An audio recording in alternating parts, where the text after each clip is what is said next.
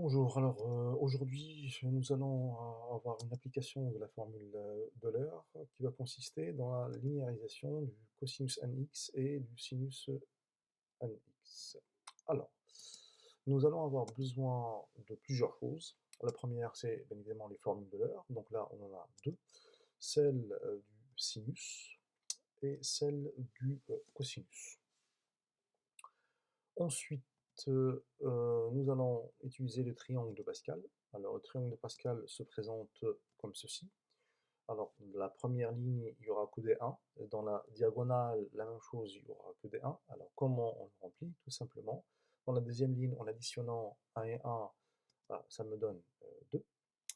Et ensuite, on continue. Donc, je vais additionner 1 avec 2, qui va me donner 3.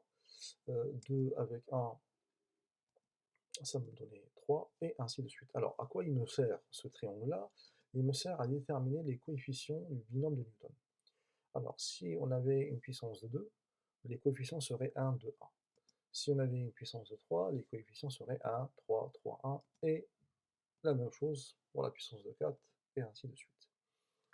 Et bien évidemment, on va utiliser aussi la formule du binôme de Newton, qui est donnée par cette formule-là, où les coefficients qui sont là en fait, tout simplement, se trouve dans le tableau de Pascal.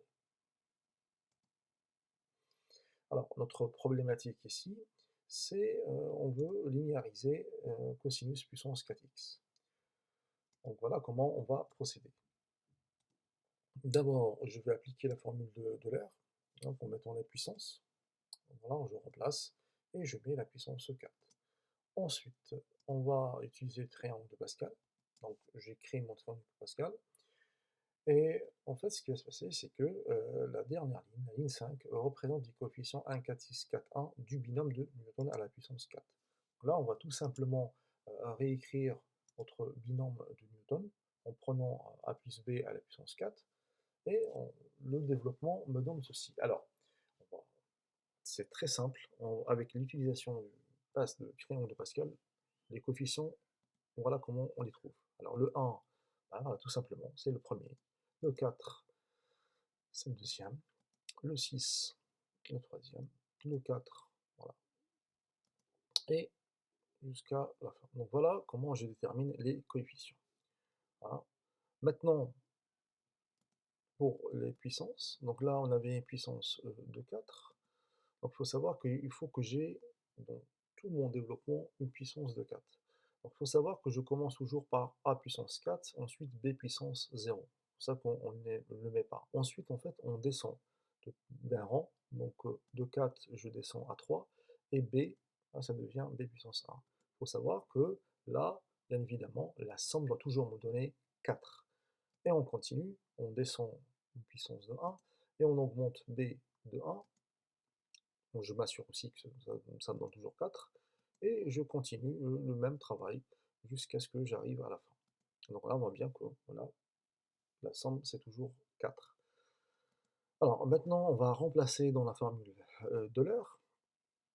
Donc cosinus 4x, on avait dit que c'était ex plus e moins x, ix sur 2, le tout à la puissance 4. Donc là, celui qui va jouer le rôle de a, c'est ex. Et celui qui va jouer le rôle de b, c'est e moins ix. Donc il suffit juste de remplacer, hein, voilà, tout simplement. Ensuite, la deuxième étape va consister à utiliser les propriétés de l'exponentielle, hein, exponentielle x, le tout à la puissance n, est égal à exponentielle nx, hein. Donc c'est ce qu'on va utiliser, hein, dans la deuxième ligne.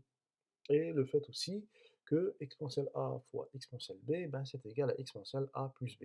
Donc ce qui me permet de regrouper les termes. Une fois arrivé à cette étape-là, maintenant je vais séparer. Donc on voit bien qu'on a des 4x et des 2x. Donc on va écrire tout simplement les 4x tous ensemble et les 2x ensemble. Alors, il faut savoir que là je vais réutiliser la formule d'Euler. Donc là, je n'ai pas puissance de x, mais j'ai 4x. Donc la première va me donner 2 cosinus 4x. Et la deuxième va me donner 2 cosinus 2x. Je simplifie 6 et 16. Et voilà, une fois avoir simplifié tout, donc voilà la linéarisation de cosinus puissance 4x. Maintenant, faire ça, c'est bien beau, mais pourquoi faire? Bah, tout simplement, si je suis amené à chercher une primitive de cette expression-là, donc par exemple ici je veux trouver les primitives de cosinus puissance 4x, eh ben, j'ai besoin de cette linéarisation. Donc on avait vu précédemment que cosinus puissance 4x, bah, c'est égal à cette expression-là. Donc du coup, si je cherche la primitive, donc je vais intégrer cette expression-là en utilisant la linéarisation de l'intégrale, donc je vais avoir cette expression-là. Donc ensuite, bah, on sait très bien que la primitive de cosinus 4x, bah, c'est 1 sur 4 sinus 2x, et ainsi de suite. Donc du coup, hein, les primitives de cosinus 4x sont de cette forme-là. Et voilà le travail. Donc bien évidemment, là j'aurais pu faire n'importe quelle puissance du cosinus, faire le même travail avec le sinus, hein, tout ça est simple. Voilà.